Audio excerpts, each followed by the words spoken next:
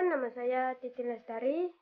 Saya dari kelompok 3. Saya akan menjelaskan tentang pengertian pinoklin. Pengertian pinoklin. Lapisan pinoklin adalah zona di mana didensis berubah secara drastis.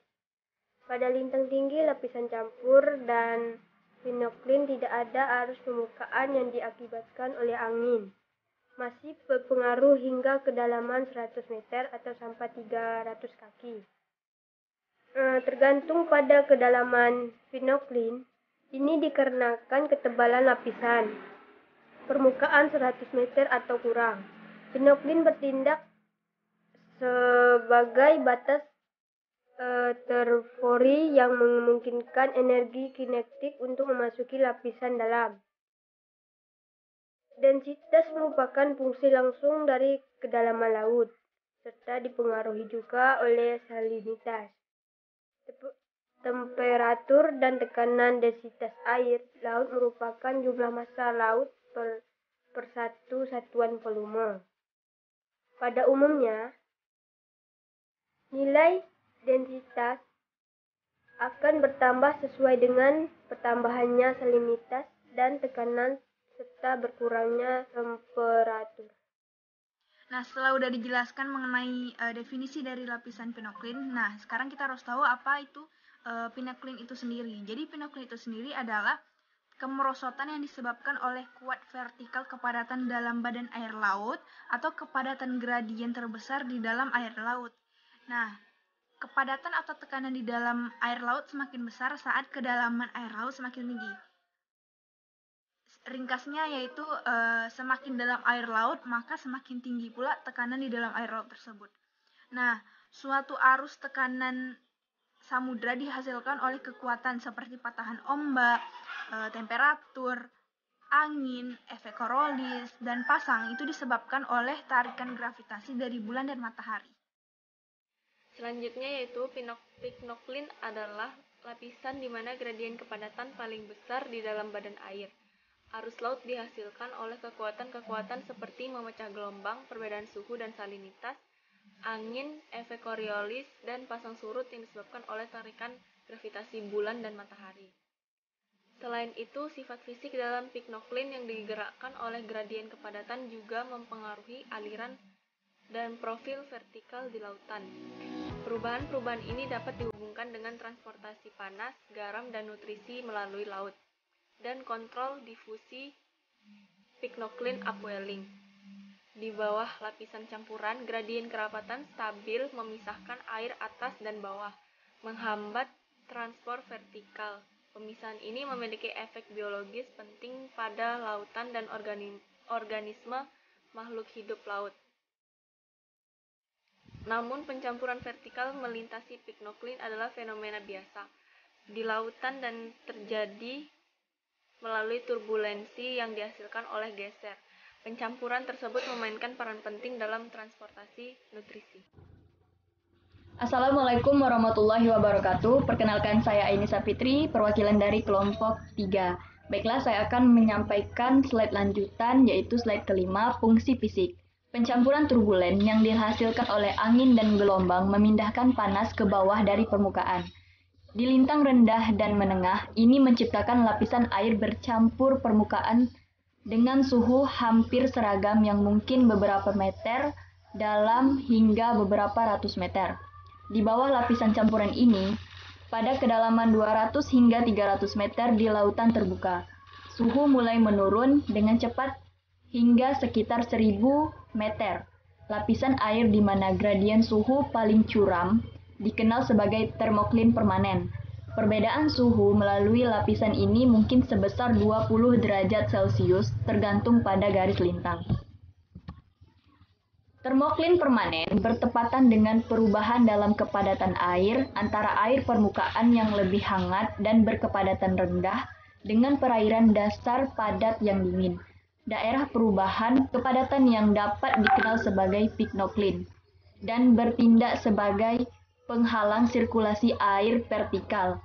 Karena itu juga mempengaruhi distribusi vertikal bahan kimia tertentu yang berperan dalam biologi laut.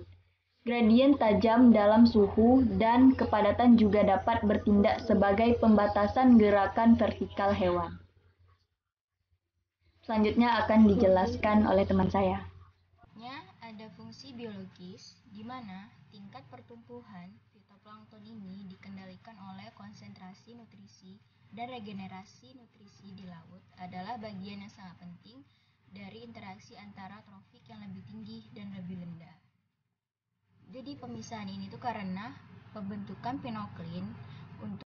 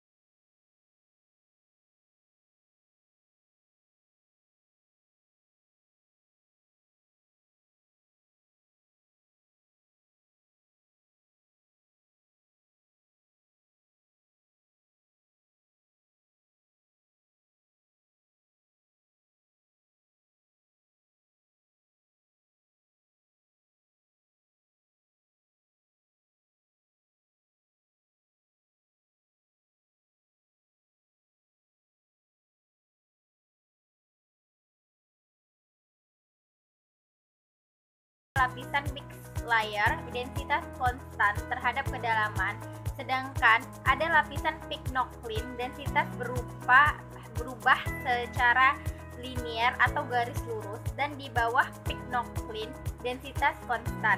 Pada lapisan mixed layer, turbulensi cukup tinggi, perubahan mixing turbulen pada lapisan mixed layer adalah konstan.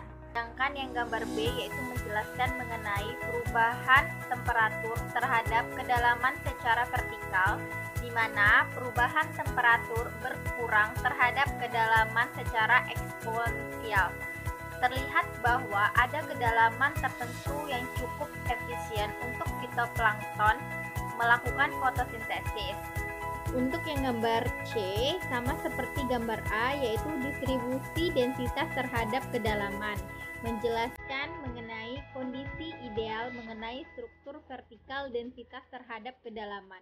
Terlihat densitas pada lapisan mixed layer berubah secara gradual terhadap kedalaman, dan mixing turbulen juga berubah secara gradual daripada lapisan mixed layer tersebut. Daerah